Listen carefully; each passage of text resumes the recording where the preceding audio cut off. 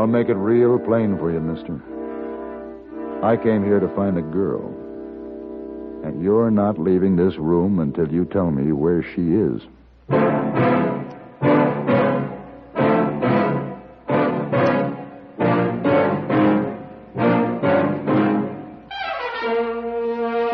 Have Gun. Will Travel. Starring Mr. John Dehner as Paladin. San Francisco, 1875. The Carlton Hotel. Headquarters of the man called Paladin.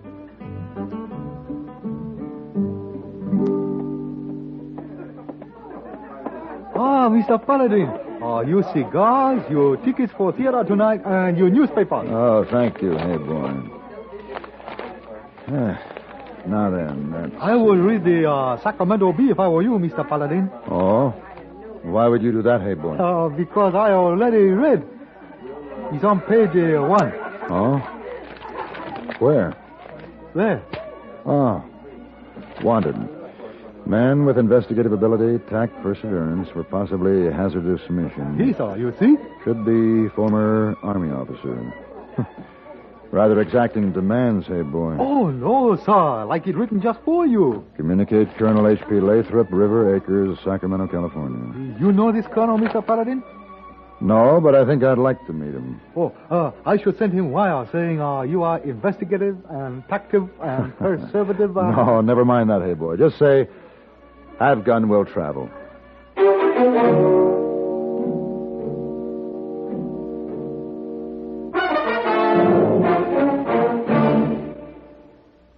If you want to know more than merely what's going on in the world, if you want, in addition, the perspective of a brilliant world traveler whose entire life has been one fascinating travelogue, listen to Lowell Thomas. Each weekday evening, CBS Radio presents the man who has seen all, whose lively imagination and experience make him one of the world's natural raconteurs. For hard news or delightful human interest sidelights, join Lowell Thomas. You can't beat him. Enjoy the worldly wisdom of the man who climbed to the rooftop of the world to meet the boy god of Tibet in person. Get the slant of the man who went back of the beyond to Australia's Never Never Land. Follow the colorful views of a man as at home on Camelback as in a taxi. Monday through Friday on most of these stations, hear Lowell Thomas reporting the news. It's a service of CBS Radio, part of the different sound that makes such a sound difference in your listening habits. This station, and behind it, the CBS Radio Network, is proud to bring you weeknights Lowell Thomas reporting the news.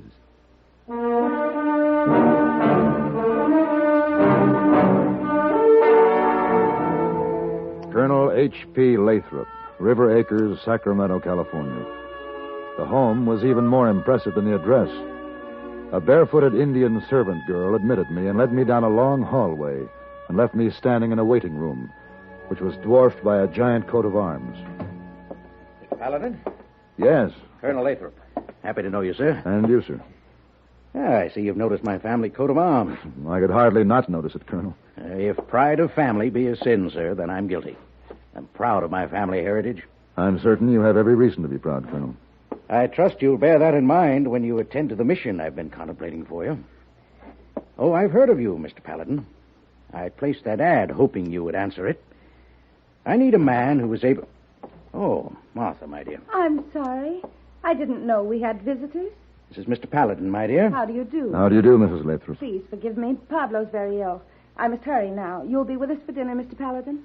Well, of course he will. How nice. Excuse me now. The eternal nurse. My wife's always ministering to the sick, the lame, and the lazy. Colonel, what is it you wish of me? Before we discuss business, you must refresh yourself. Tuolumne. Yes, Colonel Lathrop. Take Mr. Paladin's bag to his room. Draw his bath. You've plenty of time for a bath, sir. We dine at 8.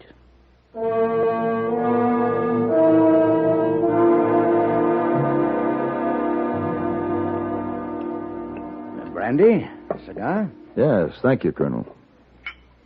You're probably anxious to know why you're here. I am. I'm not certain my wife will approve of my reasons for contacting you. I approve of you, my dear. That's enough. Why am I here, Colonel? I want you to locate a woman for me, Mr. Paladin. A woman named Gloria Morgan. Yes, I've heard the name. Well, then you've also heard of Lodestar, Nevada. Yes. You've heard of it, I'm sure, my dear. Possibly I have. I can't say one way or the other. During the silver boom, it was a roaring mining camp. Was it? May I pour you more brandy, Mr. Paladin? No, thank you. Gloria Morgan was reigning queen of the Tenderloin district there until the boom was over. Then she disappeared. And you're interested in locating her, Colonel? She's a missing chapter in a history I'm writing about the West. Heavens. She's so important you have to hire Mr. Paladin to find her, Colonel. Essential, my dear. I'm a stickler for exactness. I must meet her and know what she's like. I know that a gun battle was once fought for her favors. I know that her beauty and her fame were known throughout the camps. I know she imperiled hearts and lives with a smile. And what I don't know is whether she still lives or not. And I must know. Why don't you look into this matter yourself? I regret, Mr. Paladin, that I'm not physically up to it. You'll take the job? Yes. Yes, I will. I'd like to meet her, too.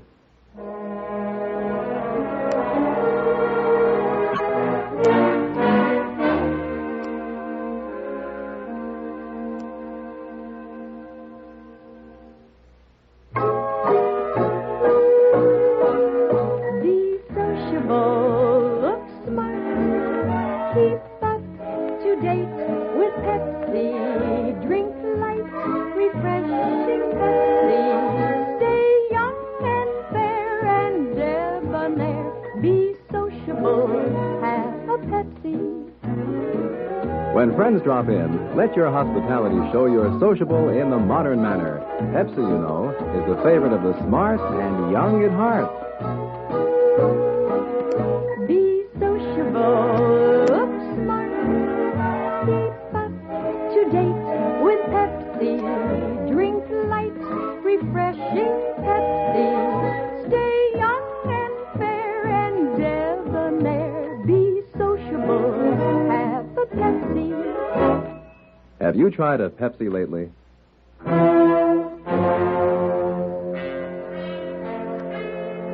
It was a curious mission, searching for a dance hall queen. But no more curious than the man who instituted it, or the reasons he gave for wanting Gloria Morgan located. There were other people who had different ideas. I come to your room to warn you. Do not go to Lodestar. Colonel is a monster. He likes to hurt people. He is a torturer. Well, who is he torturing? His wife. He has been stabbing her with that name, Gloria Morgan. I think she his sweetheart once.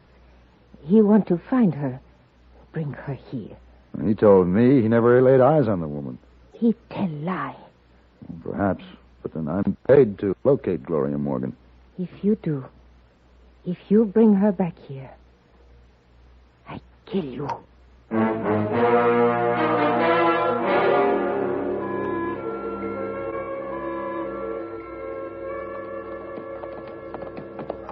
Who?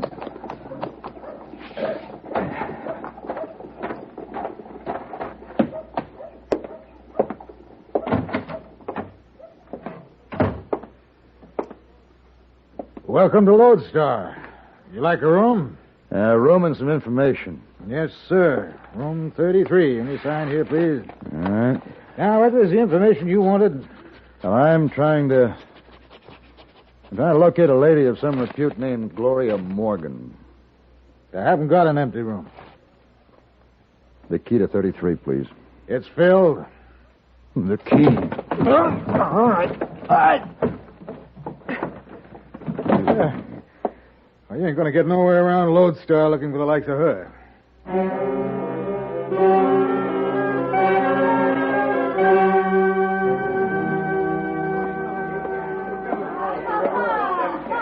Bartender, I want to buy I'm out of it. I haven't named it yet. Whatever it is, we ain't got it here, mister. All right. Hey! I'll get it myself. I heard you was kind of frisky and quick. I am. She must have been quite a lady. What lady? Oh, did I say lady? Yeah. The slip of the tongue. As a matter of fact, I'm not sure she was a lady, judging by the things I've heard of her. You the one called Paladin? Yeah. Move on, Maisie. Shut up. I can talk to him if I want to. You've been asking about Gloria Morgan, ain't you? Oh, I knew her. I worked with her. Roomed with her once.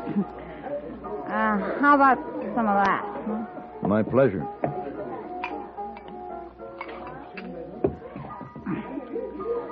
Where can I find Gloria Morgan? I don't know where little Gloria is. But I can tell you where I wish she was. Oh?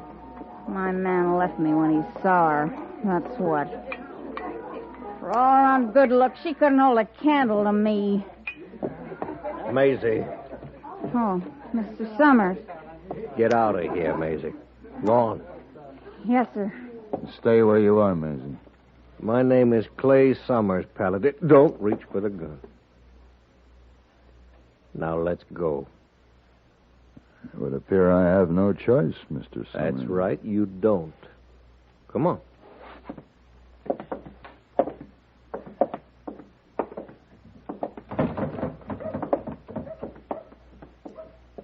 Your horse? Yes? Okay, I'll just take your gun. Now, Paladin, you show your face in Lodestar again, I'll kill you with your own gun. There'll be no fair fight.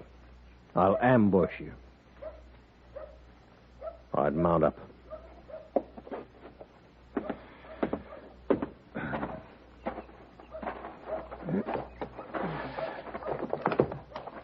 Now ride out.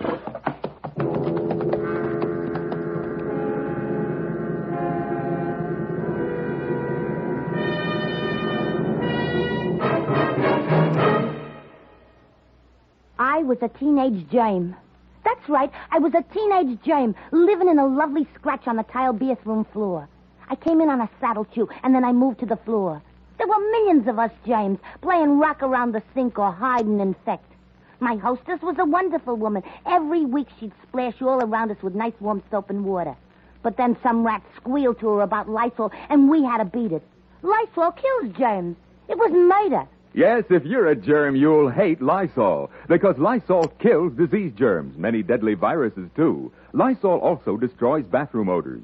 Cleaning every week with Lysol in the suds disinfects your bathroom from one cleaning to the next as nothing else can. A little Lysol brand disinfectant in the suds makes your favorite cleaners work better, including many that claim to sanitize. Lysol is now available in regular or pine fragrance, as little as 29 cents. We're looking for a new bathroom to live in. How about yours?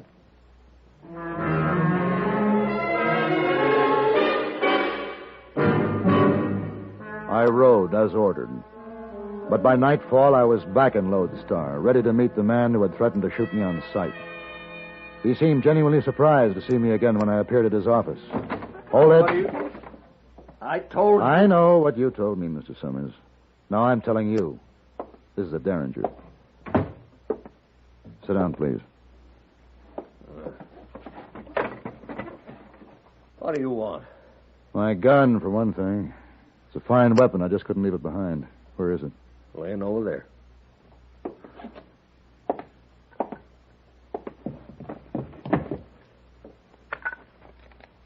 Wow. Keep your hands off that picture. That lady's lovely. The Gloria Morgan? Put that picture down. I don't want the picture, Mrs. Summers, but I want to talk about her. You must have been very fond of her.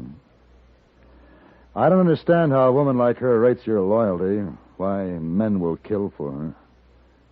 She was filth. She was a cheat, a liar, and a thief, and worse. I know that for a fact. You know nothing, Paladin. Then what is the truth? She was all things to all men. She was saint or devil or whatever. I understand there was a gun battle fought for her favors. Not for her favors. For her hand in marriage. Oh. I suppose the other fella had as much right to court her as I did. You? But it was a good fight and a fair one. When it was all over, we were both near death. And Gloria Morgan? But she told us that she loved neither one of us. And she went away. All I have left of her is that picture. I don't know where she is now. I can't tell you that. You don't have to tell me, Mr. Summers. I know where to find Gloria Morgan.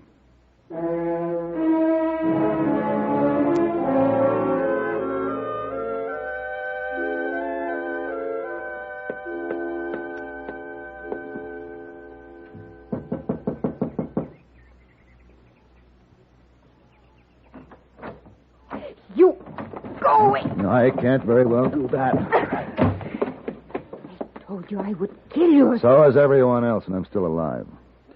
I want to see Colonel Lathrop. You find out about that woman? Yes. You are going to tell them? I was hired to.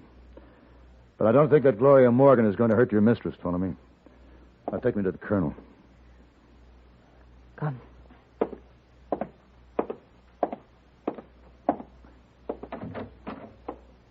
Colonel, Miss Lathrop. Paladin. Come in. Well, how's your patient, Mrs. Lathrop? Pablo is well, thank you. That'll be all, Ptolemy. Yes, Mrs. Lathrop. Well, were you successful, Mr. Paladin? Did you find Gloria Morgan? Yes. Where is she? Perhaps it's more important to know who she was rather than where she is, Colonel. I know who she was. I doubt it. I talked to many people, and few agreed as to exactly what she was. Some alleged that she was a strumpet. Some held to the contrary. And others thought that Gloria Morgan was a victim of a rather ugly set of circumstances over which she managed to triumph. What circumstances? She was abandoned in a mining camp by a man who'd brought her there under the pretense of marriage. No money, no friends, no one to turn to. She did the best she could. She sang and danced in the saloons. She shared in the money that men spent for the pleasure of drinking in her company. Is this distressing you, my dear? No. Go ahead, Mr. Paladin. Well, apparently Gloria Morgan managed to do these things without compromising her essential integrity. 2 men wanted to marry her, and she rejected them both. But as far as I could learn, both men are still in love with her. Well, go on, Mr. Paladin. Many others still love her for her generosity. Now, I'm trying to crystallize my impression of Gloria Morgan as I learned to know her, Colonel. And that impression is? That she was a remarkable woman, whose friendship I would have considered a high honor, Colonel. Please go on, Mr. Paladin. Gloria Morgan's married today. Happily? Unhappily. I'm sure it was a good marriage to a proud man until he received information exposing his wife's past in the worst kind of light. So out of hurt and arrogant pride, he planned to punish her by having a third party confront her with proof of her identity in his presence. That will be quite enough, sir. The scheme was unworthy of the man, Colonel. Now, I have an idea that he was still in love with his wife, but he was sick in his mind. And the pity of it all is that if this man had approached his wife in a reasonable manner, I'm certain she would have told him all he wanted to know. Yes, I'm sure she would have done that.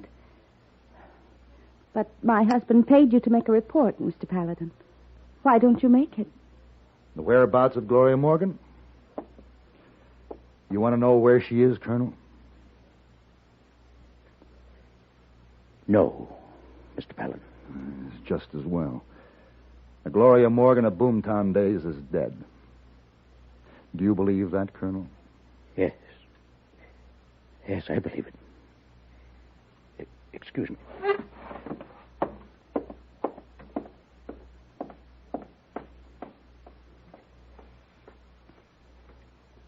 Let him alone for a few moments. Then go to him, Mrs. Lathrop. Thank you very much, Mr. Paladin.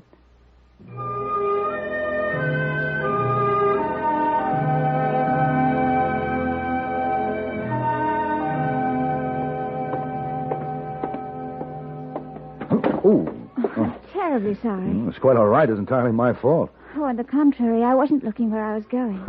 We could debate the matter if you'd care to join me for a cup of coffee. My name is Paladin.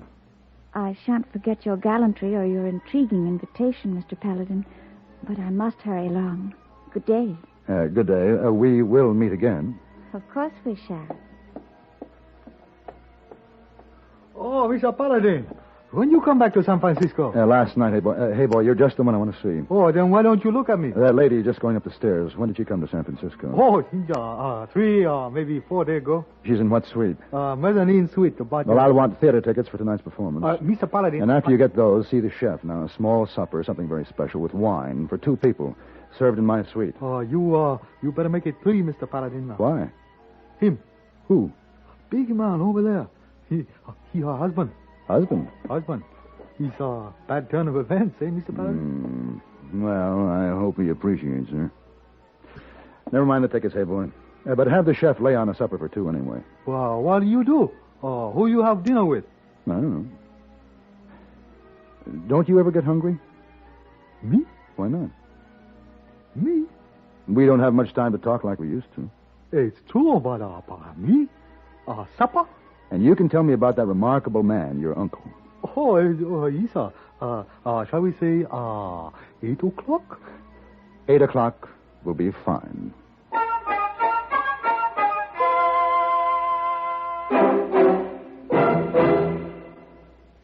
Since spring is a season of awakening things, of summer's fulfillment, it's fitting that every year the American Cancer Society should raise its vitally needed funds in April. For each year, the April harvest of donations gives promise of new impetus in the drive to conquer cancer. Your local collection, under the banner of the American Cancer Society, is a drive to finance unlimited research and experiment. Progress already made has given hard-working doctors and scientists more hope than ever before. No panaceas have been found, but a growing number of cancers can be and are being cured. Thousands live today who would have seen no hint of hope a decade ago. Help spread the effectiveness of the anti-cancer crusade in 2 ways, with a checkup and a check. Have the family's health checked once a year, for early detection of cancer is still the safest road to a cure. And this month, give a generous donation to your local cancer society or to Cancer in care of your post office. Do it today.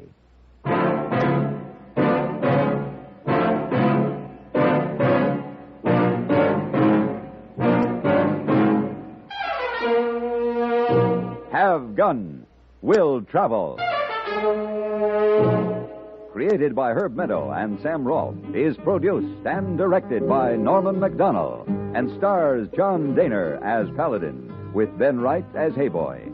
Tonight's story was written by Michael Fessier and adapted for radio by John Dawson. Featured in the cast were Jack Moyles, Lawrence Dobkin, Virginia Gregg, Eve McVeigh, Lillian Bayef, and Frank Gerstle. Hugh Douglas speaking.